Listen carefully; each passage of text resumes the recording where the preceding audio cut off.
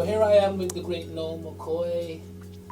Many people know him in his many incarnations, from the JTQ. Yeah, that's right. And so many other things I can't even... Yeah, McKoy, my family group, McKoy, Exactly. and more recently the British Collective, yeah. British Collective.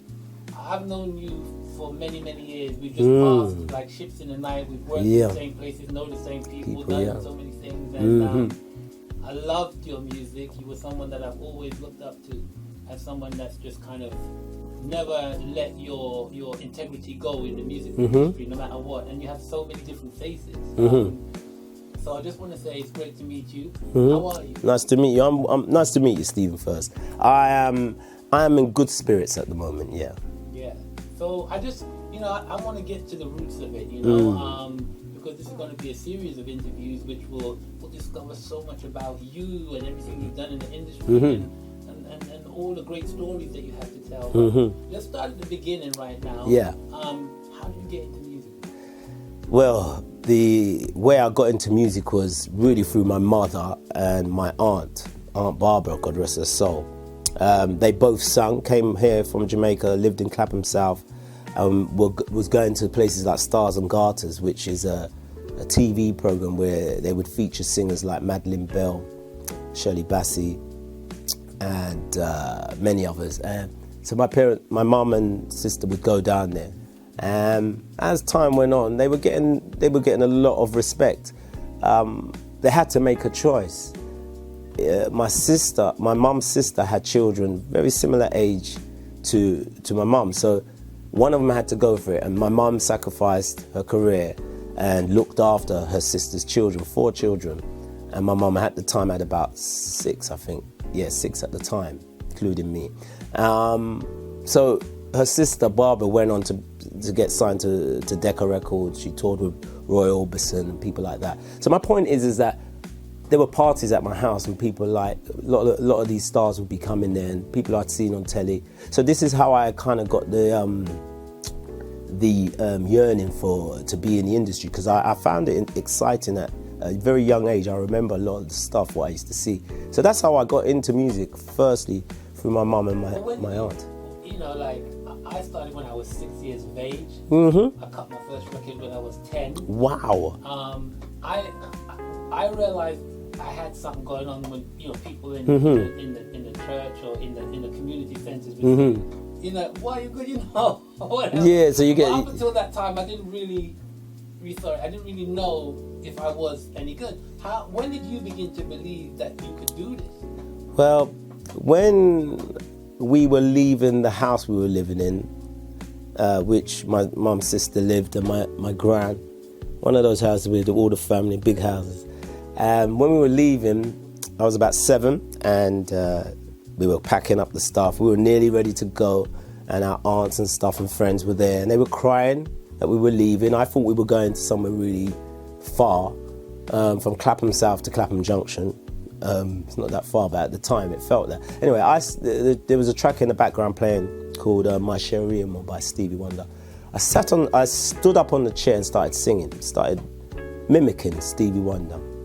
And I never forget that. They all turned to me and they cried even louder and rushed me and all grabbed me and kissed me. And so that little feeling, I took that to Clapham Junction, to an estate called, near Winstanley Estate. Predominantly Caucasian. Us and 4 other families were the only black families in the whole block of flats. It was a massive block of flats. So going down there, experiencing a lot of hostilities. This is in the 60s, late 60s and stuff.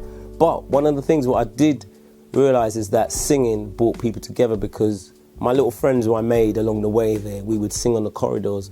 Corridors had some beautiful acoustics, so we would sing all of the T-Rex, not even the Wailers at the time. It would have been people like Slim Smith and these kind of people, but we knew the whole stuff because we all had brothers and sisters who was playing that stuff. So that's when I knew, because my friends used to, show me that.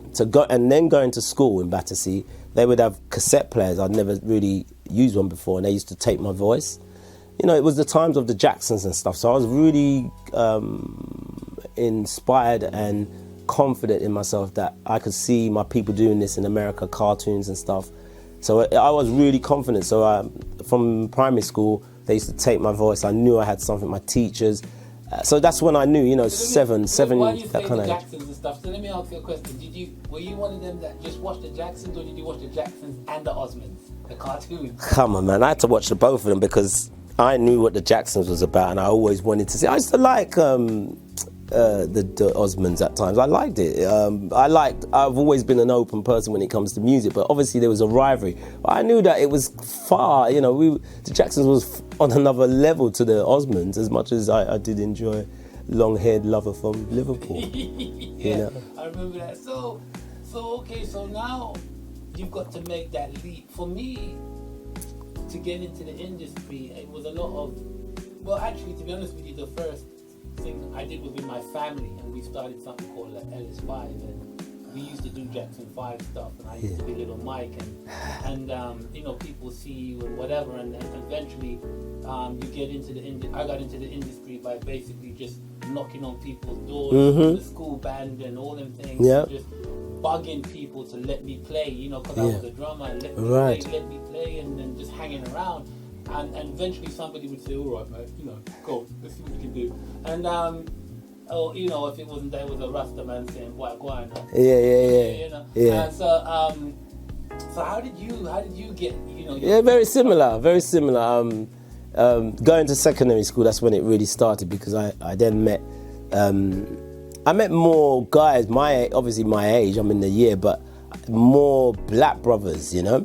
Because I grew up in this whole, even my primary school was mainly white, which was at first it was annoying, but then you gain the respect, and nobody's still got trouble, but there was a sense of respect. But going to Spencer Park, I met so many more brothers who would, in playtime, they would have cassettes and they'd be playing all of the Burning Spear and all of this root stuff, Dennis Brown. And I was like, I heard this music from my sisters then, but because these guys are my age, I was like, what? So then, by the time we reached the third year, there was talk of people, certain people can play certain instruments. Because prior to that, in the first year, I was learning saxophone.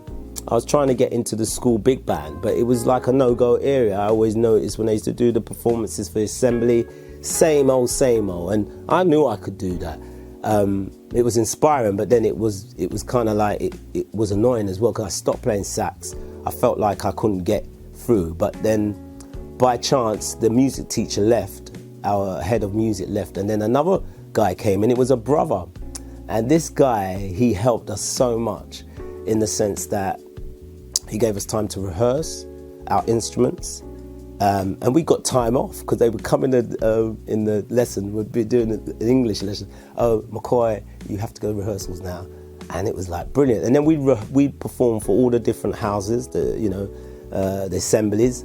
And we got a name, just through that. To this day, I see guys who used to go to my school, they never forget that. So we were like, and then another thing I really noticed, a strong thing, was that the teachers looked at you different. They would call your name, McKoy, that's very good. And every time you pass the teacher, McKoy, whereas before, didn't really want to know. I'm going to say, I wasn't a bad kid at school, but I wasn't a kid who was learning enough. So seeing the difference with my teachers and my peers, I knew that I could do this thing, because we were just doing covers, Alton Ellis, Dennis Brown, all the greats at that time, but they went down well. So yeah, that's when I knew I could do this in secondary school. So yeah, that's very interesting what you were saying about the school band, because I remember that it was difficult for me to get into the school band. Same thing, it was the same old faces, and I wanted to play, and I couldn't even read sheet music. But eventually, I kind of bugged them after one term of just incessant, bunking off school, as they used to call it back in the days.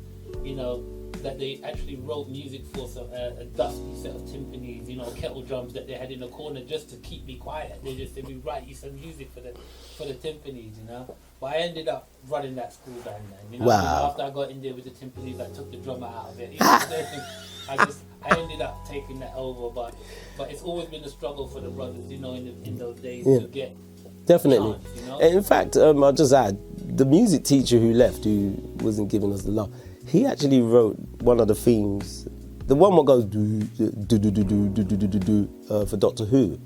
He wrote that, and Mr. Evans. And yeah, he must have done that because this is in the 70s, so he must have done that after, you know, he wrote that song. I looked it up. So he must still be getting paid. Mr. Evans was the other one. No, it wasn't Mr. Evans. It was anyway, his name escaped me, but there was two of them. So obviously, because I know that when you started off in a different business, in jewelry. Yeah. You know, you used to make cool jewelry. I mean, your family was into jewelry. Yeah, that's right. That's right. And so jumping, making that transition from that industry into music as a kind of a teenager coming into a man, must have been difficult because you're going into the unknown from the known. How did that work? Well, you know, obviously you had to. It was 70s Thatcher era, and there was loads of jobs, so there wasn't any excuse not to have a job. You could, you know, get fired from a job today and start another job the next day. There was lots of work. I did 2 jobs when I left school. One in the printers, for which used to do album covers and records. That's the reason why I took it. I wanted to be within the industry. I really enjoyed that. I learned a lot. And then I did I did some carpentry, because I was good at carpentry. So I did a bit of carpentry with a building firm. That never lasted. So I'm like 17 going into me 18. I discovered my brother was a jeweler. He asked me to do a few errands for him in Hatton Gardens, and the rest is history because I learned so much being around my brother. I started my own business. I had a shop, a jewelry shop, for a little while. But all that time when I was doing jewelry, selling jewelry, making money, having a good time, because now I'm about 18, 19, traveling all over the country, having a great time. I was always writing songs. I would always come back home and recite my journeys, you know, what I was going through, relationships, characters, etc. So I was always writing. I was still involved in music because by then my brother and my sister was married to the bass player Matumbi. So I skipped it because when I left school, I worked for Dennis Bovell's Studio 80 in London Bridge. So I left school and went straight into there. Well, I got to cut you there because, you mentioned Matumbi. Yeah. People like Ethan Blake, yes. Dennis Bovell, Linton Kwesi Johnson. These guys were very pivotal in my growth musically. Mine's too. As a youngster. And I know that, I spent a lot of time in Sparkside in Brixton, honing my talents and trade, writing, producing, engineering, watching so many great, stars and of the reggae industry coming in. And I never knew that your family originally were the owners of that. Yes, my family had part ownership, investment. Let's put it that way. My father invested in that because my sister was married to the proprietor, which is Eton Blake. You asked me the question from jewelry to back into music. I didn't say the backdrop of all this was Sparkside because that was being built. They acquired that building in late 70s. So it was a factory, so we had to take out all of the machinery and stuff. And then it was a studio, fully fledged studio, offices and a little speakeasy bar upstairs. By 83. 84. So this was the backdrop because I was always going back there, putting on my overalls and doing my stuff. Backdrop to selling jewelry, etc., making a living. So yeah, the jewelry, it wasn't a hard transition because you're dealing with people. So in music, I started to, in fact, at Sparkside, we started a band called Impact. And Impact was myself, Paul Blake, Henry Holder, and myself, so 4 of us. Oh yeah, and Ian Green, he was the 4th member, bass player. So we started this rock fusion band, and we recorded, when Sparkside was finished, Trident desk, everything in there, 2-inch tape, piano, etc. We were the first to, try out this stuff. So we were left there, we slept, ate, everything there. And that's how I learnt my craft, how you deal with studio works, from in the booth to the desk what you need to sound. Those days there were like loads of sound, you know, they weren't all in the computer, there were like loads of gear.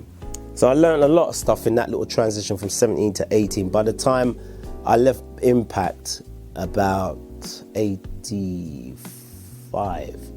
So what made you, may I ask you, what made you leave Impact? Well, what was happening was we were getting a lot of attention from lots of labels, and our manager was having meetings with these labels, but nothing came about them, and we got quite frustrated because we knew we did a showcase at the Fridge and all the labels were there, loads of people, everybody was talking about it, we smashed it, but for some reason we didn't get that deal. So I decided, well, the whole band decided, you know, it's not happening, the manager's not. So I went off and I started a band called McKoy. I got my 2 brothers in and my sister Jeanette, and I said to the band, will you back us, will you be, and they said yeah. So it was still Impact, but plus with my brothers and sisters as singers, and we did a couple of gigs.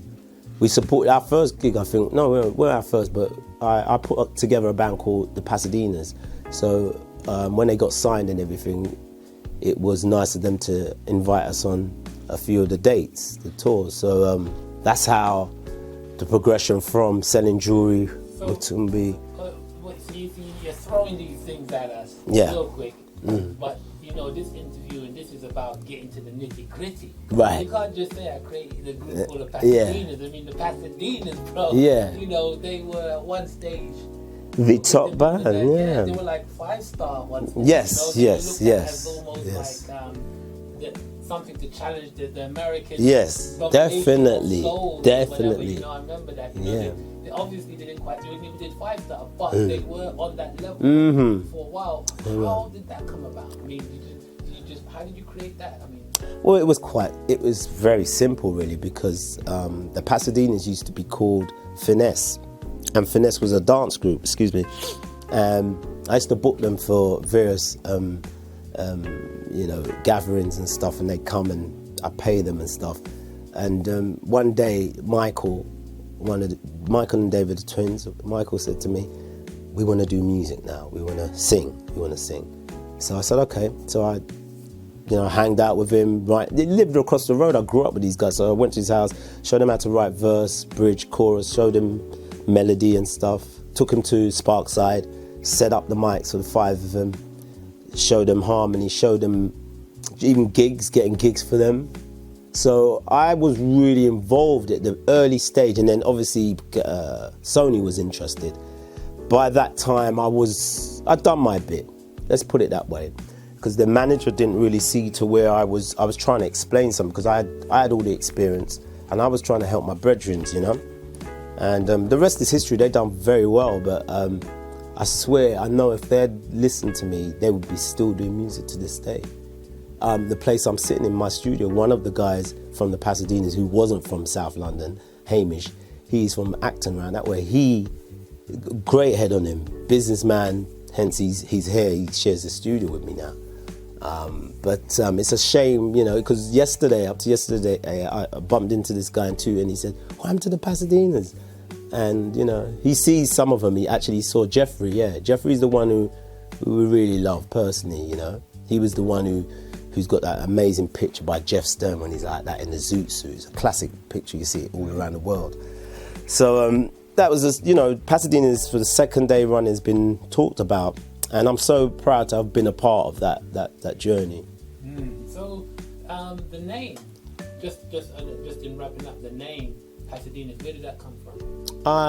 Who it came from, or you mean from the band? How did you come up with it? Not sure. I know it's because obviously it's a place in America. It's a state in America, and because of the quiff and the style what they came with, the hair I'm talking about, the 1950s jeans, baggy jeans, this style with the t-shirt, this style, I think it has something to do with the Pasadena, that area, what the fashion at that time.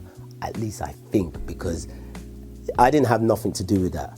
All I did was I took them to places where they could play, showed them how to do it. The dancing, that's all them. The songs, it's all them. I just taught them how. I taught Michael how to write verse, etc.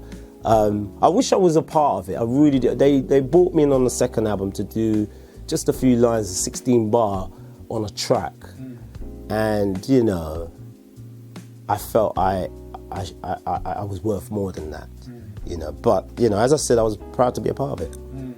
Do you find, you know, because you know me, I'm about the real. Mm-hmm. Do you find that a lot of times, or have you found a lot of times that you get disappointed by the way that people treat you after you've kind of given them a leg up, or you've been? Well, this is life, and of course, you know. But as you know, I've been in the industry for a long time, you know, so I've seen a lot of this, and you know, you build a shield. You build, you know, you will be affected by it, but it's not as it doesn't affect you as it may have done in the previous experiences of that kind of treatment. Yeah. So you would say that it would be more of a surprise to you when somebody actually doesn't behave like that, and actually than when they do. When they do, that's more normal. Well, you know, it's the business we're in. I mean, the world we're living in is this way now. But we used to always say back in the day, music business is a hard business, and it's a, you know, dog eat dog business. Now we're living in a time like that. I can't believe that I'm saying that, but it's the truth. So being in a business like the music business, you have to be savvy, you have to be strong, you have to have your wits about you. So this will always be, and you know, it does affect you, and it's the nature of it, of the industry, the music industry. Well, no, we've got a long way to go. Because we've got more talking to do. Yeah, we've got a lot of talking to do, because obviously you don't spend 40 years in the industry or more and then talk for 20 minutes. Yeah, exactly. But yeah.